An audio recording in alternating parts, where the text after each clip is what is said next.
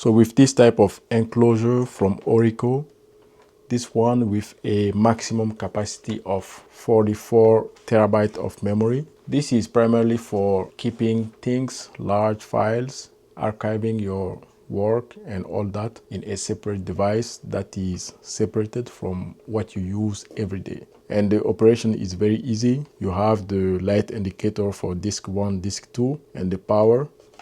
And on the back, you have the power button. If you do not want to hear the fan spinning and you're working on something else, you want everything to be quiet, you just press the button in order to turn it off, and that's it. So you can see with this enclosure, if you have large files, you deal with large files on a daily basis, you can stock all of them on this enclosure. You can go with the 3.5 HDD. Those might be a little bit slower than going with a SSD, but it is going to provide you more space.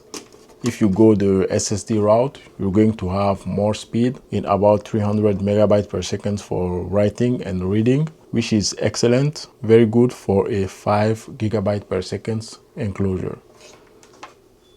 And also it is going to work on Android device and iPhone. And as soon as the device is no longer connected to any other device, the fan is off. Device is connected, the fan started spinning, and you can see the SSDs are appearing.